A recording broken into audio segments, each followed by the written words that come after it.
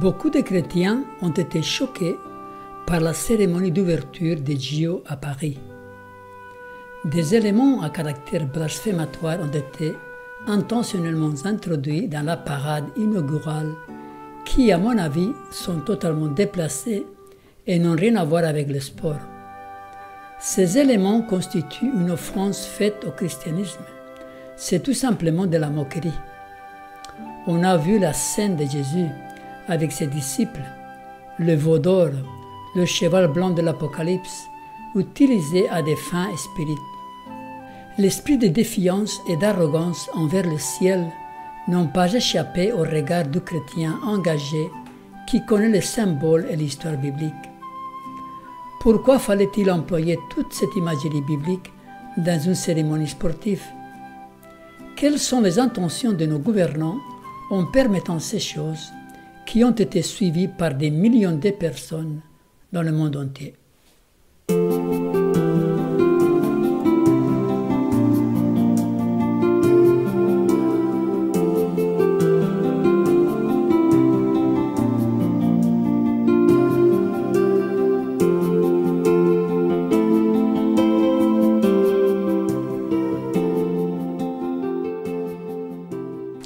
On ne se moque pas de Dieu. La Bible nous rapporte l'histoire d'un roi qui a défié le Dieu du ciel. Il s'agit du roi Beltsazar. Nous lisons dans Daniel 5, le roi Beltsazar donna un grand festin à ses grands au nombre de 1000 et il but du vin en leur présence. Beltsazar, quand il eut goûté au vin, fit apporter les vases d'or et d'argent que son père Nebuchadnezzar avait enlevés du temple de Jérusalem, afin que le roi et ses grands, ses femmes et ses concubines s'en servissent pour boire. Alors on apporta les vases d'or qui avaient été enlevés du temple de la maison de Dieu à Jérusalem, et le roi et ses grands, ses femmes et ses concubines s'en servirent pour boire. Ils burent du vin, et ils louèrent les dieux d'or, d'argent, d'airain, de fer, de bois et de pierres. Ce roi a utilisé les objets sacrés du temple de Jérusalem pour faire la fête, mais celle-ci a mal fini. En ce moment apparurent les doigts d'une main d'homme et ils écrivirent en face du chandelier sous la chaux de la muraille du palais royal. Le roi vit cette extrémité de main qui écrivait. Alors le roi changea de couleur et ses pensées le troublèrent. Les jointures de ses reins se relâchèrent et ses genoux se heurtèrent l'un contre l'autre. Le roi Beltsazar avait franchi la ligne rouge et Dieu a manifesté sa désapprobation. La conscience du roi s'est réveillée en voyant cette main mystérieuse qui écrivait sur le mur du palais. Il a pressenti que c'était grave. Le roi cria avec force qu'on fit venir les astrologues, les chaldéens et les devins. Et le roi prit la parole et dit aux sages de Babylone, « Quiconque lira cette écriture et m'en donnera l'explication sera revêtu de pourpre, portera un collier d'or à son cou et aura la 3e place dans le gouvernement du royaume. » Tous les sages du roi entrèrent, mais ils ne purent pas lire l'écriture et ont donné au roi l'explication. Sur quoi le roi Beltsazar fut très effrayé, il changea de couleur et ses grands furent consternés. La conscience est la voix de Dieu qui parle à l'âme humaine, mais on a l'impression que beaucoup de nos contemporains semblent en être dépourvus. Les organisateurs de la cérémonie des JO ne sont pas innocents. Ils ont bien choisi leur symbole inspiré par Satan et ses démons pour se moquer du christianisme et de ses valeurs. Continuons l'histoire. Quelqu'un dans le palais du roi Beltsazar avait une conscience pure et pouvait comprendre le mystérieux message. Daniel, le vieux prophète, fut appelé et commença par lui rappeler ce qui était déjà arrivé à son grand-père à cause de son arrogance et de son insolence. Daniel répondit en présence du roi, « Garde tes dons et accorde à un autre tes présents. Je lirai néanmoins l'écriture au roi et je lui en donnerai l'explication. » Ô roi, le Dieu suprême avait donné à Nebuchadnezzar, ton père, l'empire, la grandeur, la gloire et la magnificence.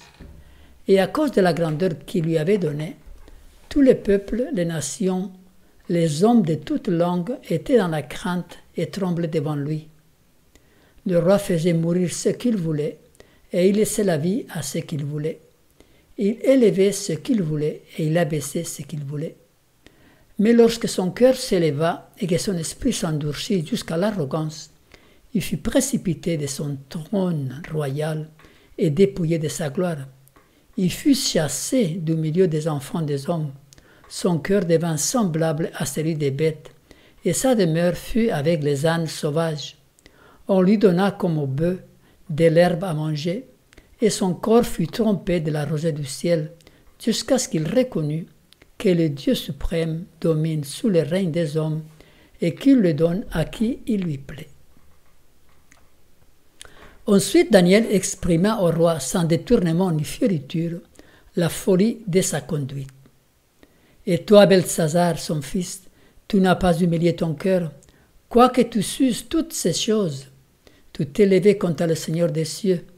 Les vaches de sa maison ont été apportées devant toi, et vous, vous en êtes servis pour boire du vin, toi et tes grands, tes femmes et tes concubines. Tu as loué les dieux d'argent, d'or, d'airain, de fer, de bois et de pierre, qui ne voient point, qui n'entendent point et qui ne savent rien. Et tu n'as pas glorifié le Dieu qui a dans sa main ton souffle et toutes tes voix. C'est pourquoi il a envoyé cette extrémité des mains qui a tracé cette écriture. Daniel procéda ensuite au dévoilement du mystère de l'écriture et sa signification au jeune roi impudent et arrogant. Voici l'écriture qui a été tracée, comptée, comptée, pesée et divisée. Et voici l'explication de ces mots. Comptez, Dieu a compté ton règne et y a mis fin. Pesé, tu as été pesé dans la balance et tu as été trouvé léger. Divisé, ton royaume sera divisé et donné aux Mèdes et aux Perses. Mais il était trop tard pour le roi Beltsazar. Il était allé trop loin. Il n'y avait pas de possibilité de retour. La sentence allait s'accomplir cette même nuit. Cette même nuit, Beltsazar, roi des Chaldéens, fut tué. Voilà où l'arrogance du roi le conduisit. Revenons au Dieu. Ceux qui ont organisé la cérémonie ont montré un manque de respect et de sensibilité en permettant certains éléments dans la cérémonie d'ouverture des Dieu. Ils ont été inspirés par l'esprit du grand rebelle qui défiait l'Éternel depuis longtemps déjà. Ce n'est pas à nous de juger qui que ce soit, mais une chose est claire, on ne se moque pas de Dieu impunément. Ne vous y trompez pas, on ne se moque pas de Dieu. Ce qu'un homme aura semé, il le moissonnera aussi. Ce n'est pas nouveau en France de défier le ciel. L'histoire de la Révolution de 1789 est pleine d'actes blasphématoires et arrogants proférés par les autorités françaises contre Dieu. La France est la seule nation du monde qui ait officiellement osé lever la main contre l'auteur de l'univers. L'Assemblée nationale abolit le culte de la divinité. Les exemplaires de la Sainte Écriture furent ramassés et brûlés publiquement avec toutes les marques du mépris. La loi de Dieu était foulée aux pieds. La célébration publique du culte chrétien, du baptême et de la scène fut interdite. Le repos hebdomadaire fut supprimé et remplacé par le décadi. Des inscriptions placées bien en vue sur les cimetières déclaraient que la mort est un sommeil éternel. Donc, la Révolution française s'est attaquée à la Sainte Écriture, à tout le culte chrétien. Ils ont même remplacé ou essayé de remplacer la semaine hebdomadaire qui date de la création de Dieu. Vous voyez, ils sont allés vraiment très très loin. Encore un autre passage de l'histoire. Avec une hardiesse dans le blasphème dépassant presque toute conception, un prêtre de nouvel ordre s'écriait « Dieu, si tu existes, venge les injures faites à ton nom. Je te défie. Tu gardes le silence. Tu n'oses pas lancer les éclats de ton tonnerre. Qui après ceci croira encore à ton existence ?» Et maintenant, un autre acte très arrogant fut l'intronisation d'une femme comme déesse, la déesse de la raison, à la place de Dieu. Il nous est dit dans l'histoire, les portes de la Convention s'ouvrirent toutes grandes pour livrer passage à une bande de musiciens, à la suite de laquelle les membres du conseil municipal entrèrent en procession solennelle, chantant un hymne à la liberté et escortant comme objet de leur culte futur une femme voilée dénommée la déesse Raison. Législateur, le fanatisme a cédé la place à la raison. Ses yeux louches n'ont pu soutenir l'éclat de la lumière. Aujourd'hui, un peuple immense s'est porté sous ces voûtes gothiques où, pour la première fois, on a entendu la vérité. Là, les Français ont célébré le seul vrai culte, celui de la liberté, celui de la raison. Là, nous avons formé des vœux pour la prospérité des armes de la République. Là, nous avons échangé des idoles inanimées pour la raison, pour cette image y animer les chefs-d'œuvre de la nature. Et tout ceci s'est passé dans la cathédrale de Notre-Dame, imaginez. Continuons la lecture de l'histoire. Lorsque la déesse fut amenée devant la Convention, le président la prit par la main et dit, en se tournant vers l'Assemblée, « Mortels, cessez de trembler devant le Dieu que vos prêtres ont créé. Ne reconnaissez plus désormais d'autre divinité que la raison. Je vous présente sa plus noble et sa plus pure image. S'il vous faut des idoles, n'apportez plus vos images qu'à celle-ci. Tombe devant le l'auguste Sénat de la liberté, au voile de la raison. » Et on sait en plus que cette femme qui a été intronisée, c'était une femme vulgaire, c'était une femme de mauvaise vie. La société populaire de la section du musée entra au conseil en criant « Vive la raison !» et portant au bout d'un bâton les restes d'un livre encore fumant, elle annonce que les bréviaires, les missels, les heures, les oraisons de Sainte Brigitte, l'Ancien et le Nouveau Testament ont expié dans un grand feu sous la place du temple de la raison toutes les sottises qu'ils ont fait commettre à l'espèce humaine. Vous voyez, ce n'est pas la première fois que la France défie le ciel. La cérémonie de Gio s'inscrit dans une tradition de défi et d'arrogance envers le Créateur. Beaucoup de philosophes et d'écrivains français ont manifesté ce même esprit d'arrogance.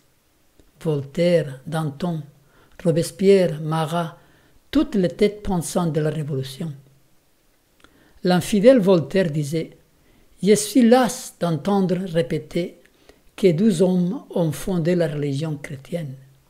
Je prouverai qu'il suffit d'un seul homme pour la renverser. » Mais il est bien loin de l'avoir renversé. Plus que jamais aujourd'hui, il y a des chrétiens.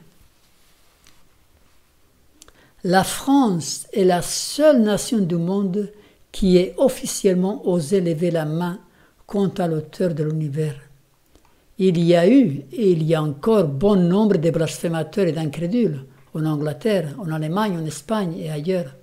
Mais la France occupe une place à part dans les annales de l'humanité, étant le seul État qui, par une décision de son assemblée législative, ait déclaré l'inexistence de Dieu et dont la vaste majorité de sa population, tant dans la capitale qu'en province, ait accueilli cette nouvelle par des danses et des chants de joie. Dans le livre de l'Apocalypse, nous retrouvons 3 bêtes similaires. Au chapitre 12, il y a le dragon rouge, qui a 7 têtes, 10 cornes et 7 diadèmes sur les têtes. Apocalypse 13, il y a la bête multiforme, toujours pareil, 7 têtes, 10 cornes, mais là il y a 10 diadèmes sur les cornes, ou sur une des têtes en tout cas. Et Apocalypse 17, il y a la bête écarlate, toujours 7 têtes, 10 cornes, mais cette fois-ci, il n'y a pas de diadème. La bête, ou disons le corps de la bête, est toujours Satan, le dragon. Mais la bête est représentée de manière différente, comme dragon rouge, bête multiforme et bête écarlate, car cela correspond à des périodes historiques différentes. Apocalypse 12 nous dit « Un autre signe parut encore dans le ciel, et voici c'était un grand dragon rouge, ayant 7 têtes et 10 cornes, et sur cette tête 7 diadèmes. Et il y eut guerre dans le ciel, Michael ou Michel et ses anges combattirent contre le dragon, et le dragon et ses anges combattirent. » Ce verset nous permet d'identifier le dragon facilement. Michael ou Michel, qui est Jésus, combattit contre le dragon, qui est Satan. Donc la bête, ou le corps de la bête, c'est toujours Satan. Ce sont les différentes têtes que nous devons identifier. Les 3 bêtes ont toutes 7 têtes, et ce sont toujours les mêmes. Les 7 têtes sont les 7 pouvoirs spécifiques que Satan a utilisés tout au long de l'histoire pour lutter contre Dieu, contre son peuple. Ce sont 7 rois, c'est ce qui nous est dit au verset 9-10. Les 7 têtes sont 7 montagnes sous lesquelles la femme est assise, ce sont aussi 7 rois. Donc ces 7 têtes ont lutté contre le peuple de Dieu, ou contre sa parole. Le livre de l'Apocalypse doit être étudié avec celui de Daniel. Ils sont complémentaires. Dans le livre de Daniel, nous trouvons 4 bêtes, ou 4 rois, qui ont lutté contre Israël. Babylone, l'Empire médo-perse, la Grèce et la Rome païenne. Donc 4 rois, donc c'est les 4 têtes, c'est les 4 premières têtes de cette bête de l'Apocalypse. Ensuite, dans le livre de l'Apocalypse, nous parle des 3 autres bêtes, ou 3 autres têtes qui sont ajoutées à la bête, qui allaient faire la guerre aux saints. La première, c'est la bête qui monte de la mer au chapitre 13, qui est la Rome papale. Nous avons déjà fait des études à ce niveau-là. La deuxième bête, c'est la bête qui monte de l'abîme, qui se trouve au chapitre 11. C'est la Révolution française et la philosophie de l'humanisme. Et nous avons aussi fait une étude sur ce sujet. Et la troisième, la dernière bête, la bête à 2 cornes qui monte de la terre du chapitre 13, qui sont les États-Unis. Nous avons aussi fait des études sur ce sujet-là.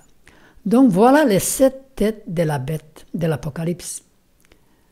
Les 4 qui viennent du livre de Daniel et les 3 nouvelles que l'Apocalypse ajoute. Et dans les 3 bêtes de l'Apocalypse, ces 7 têtes, ce sont toujours les mêmes. Il n'y en a pas d'autres. Voici un graphique dont Babylone est la première tête, l'an 605 à 539. La deuxième tête, c'est l'Empire médo-perse, 539 à 331, toujours avant Jésus-Christ. La troisième tête, c'est l'Empire grec, avec Alexandre le Grand, de 331 à 168 avant Jésus-Christ. La quatrième tête, c'est l'Empire romain, de 168 avant Jésus-Christ jusqu'à 476 après Jésus-Christ. Dans la 5e tête, c'est la bête qui monte de la mer au chapitre 13, Rome papale, 538 à 1798. La 6e tête, c'est la bête qui monte de l'abîme au chapitre 11, la Révolution française et la philosophie de l'humanisme. Et c'est là où nous en sommes aujourd'hui. Nous sommes dans le règne ou sous le règne de cette 6e tête qui est l'humanisme. Et la 7e tête, c'est la bête à 2 cornes qui monte de la terre. On trouve au chapitre 13, c'est les États-Unis. Elle va régner du point de vue prophétique lors de la marque de la bête, pas avant. Et ceci jusqu'à la fin. La prophétie biblique retrace l'histoire à l'avance. Dieu n'est pas surpris par les événements de l'histoire, car il voit l'avenir de la même manière que nous voyons le présent. La Révolution française a inauguré la 6e période, la sixième tête de cette bête. Elle est appelée la bête qui monte de l'abîme. Et vous pouvez aussi visualiser la vidéo qui porte ce même titre.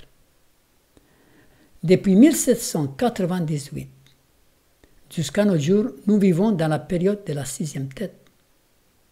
Parce qu'en 1798, qu'est-ce qui est arrivé? Napoléon Bonaparte, avec ses armées, est rentré au Vatican et il a pris le pape et il l'a fait prisonnier. Donc c'était la blessure mortelle à la papauté. C'est cette sixième tête a remplacé la cinquième. Et c'est ainsi, quand vous étudiez l'histoire, vous voyez que la première tête a été remplacée par la deuxième par la troisième par la quatrième. La quatrième, c'est de là qu'est sortie la papauté.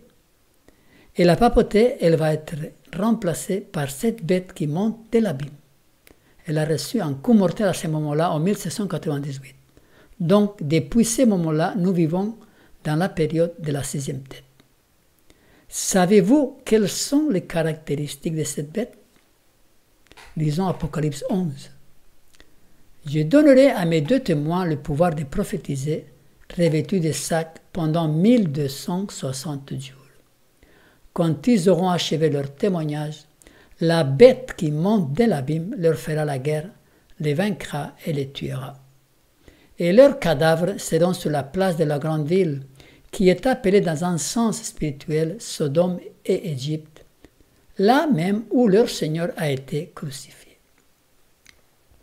Donc vers la fin de la période de 1260 années des persécutions papales, de 538 jusqu'à 1798, les 2 témoins, qui est l'Ancien et le Nouveau Testament, furent tués, entre guillemets, par la Révolution française, selon ces versets-là.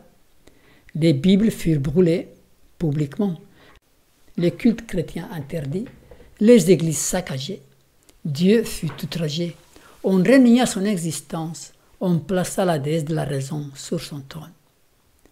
Mais remarquez au verset 8, où nous sont décrites les caractéristiques de cette bête.